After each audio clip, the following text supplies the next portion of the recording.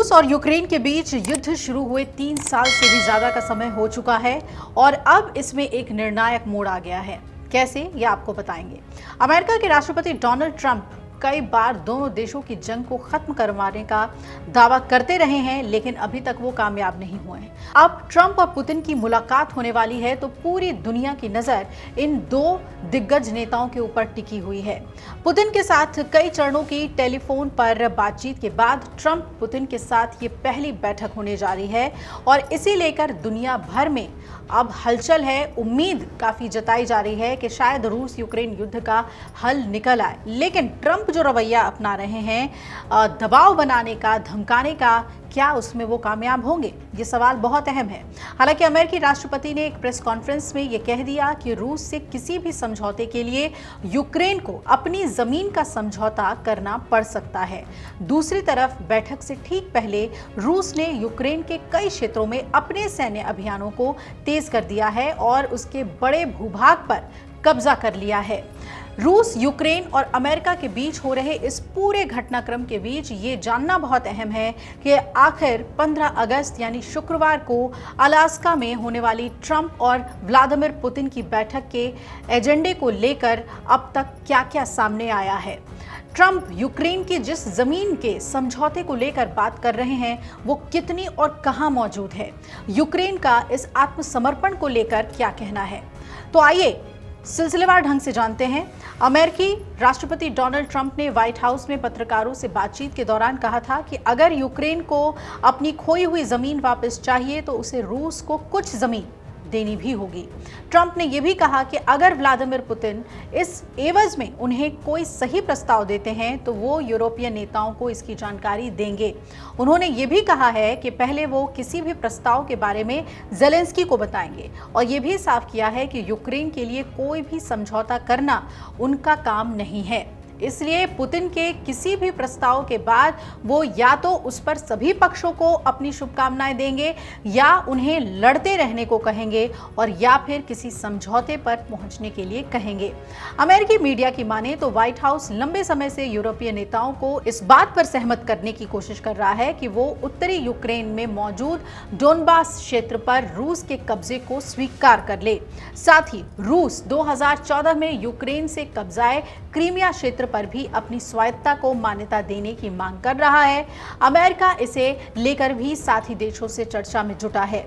अब रूस का लक्ष्य ये है कि वो डोनबास में आने वाले दो क्षेत्रों डोनेस्क और लुहांस्क इस पर अपनी पकड़ को मजबूत कर ले और इसकी वजह यह है कि यूक्रेन के ये दोनों ही क्षेत्र औद्योगिक केंद्र कहे जाते रहे हैं और इतना ही नहीं, इन क्षेत्रों में प्राकृतिक संसाधन भी भरपूर मात्रा में उपलब्ध हैं। कुछ समय पहले खुद अमेरिका इन क्षेत्रों में मौजूद खनिज संसाधनों को लेकर यूक्रेन से समझौता करने पर विचार कर रहा था।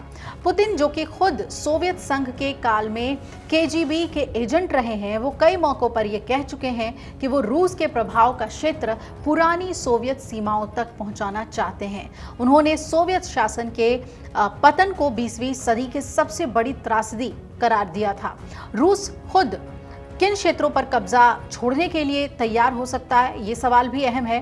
तो आपको बता दें कि ट्रंप की टीम की तरफ से क्रेमलिन से बातचीत के बाद जो योजना तैयार की गई है उसके तहत अगर पुतिन समझौते पर मुहर लगा देते हैं तो रूस ज़ैपोरिज़िया और खेरसोन में कब्जे वाले क्षेत्रों से सैनिकों को वापस बुला सकते हैं। हालांकि ये कैसे होगा, इस पर विस्तृत योजना का सामने आना बाकी है। रूसी मामलों से जुड़े थिंक टैंक रूसी में सैन्य विज्ञान मामलों के निदेशक मैथ्यू सेविल के मुताबिक यूक्रेन ज़ैपोरिज़िया में स्थित अपना परमाणु ऊर्जा केंद्र वापस चाहेगा, क्योंकि ये प्लांट यूक्रेन के ज़्यादातर ऊर्जा ज़रूरत को पूरा करता है। और इतना ही नहीं, यूक्रेन ये भी चाहेगा कि रूसी सुमी और खार्किव के पास किए गए कब्जों को भी छोड़ दे ताकि उसकी उत्तरी सीमा पर स्थिति पूरी तरह से बिगड़ न जाए। इतना ही नहीं, पुतिन अमेरिका और यूरोपीय देशों से यूक्रेन को नेटो और यूरोपीय संघ का सदस्य न बनाने की भी शर्त रख सकते हैं ताकि वो क्षेत्र में अपने हितों की सुरक्षा कर सकें। अगर पश्चिमी देश यूक्रेन को लेकर इन शर्तों को मान जाते हैं तो ये स्पष्ट तौर पर रूस की बड़ी जीत के तौर पर देखा जाएगा।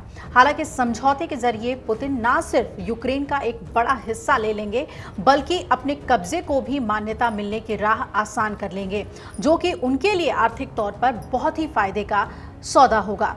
यूक्रेन और यूरोप का ट्रंप पुतिन की बैठक और इन शर्तों पर क्या क्या कहना है वो भी आप जान लीजिए कि रूस यूक्रेन के बीच संघर्ष विराम के लक्ष्य को लेकर होने वाली इस बैठक और रूस की तरफ से इससे जुड़ी शर्तों को लेकर यूक्रेन के राष्ट्रपति वोलोदिमीर ज़ेलेंस्की खुलेआम विरोध कर रहे हैं। और वहीं यूरोपीय संघ ने भी बिना यूक्रेन की मौजूदगी के ऐसे किसी समझौते की संभावना से इनकार किया है।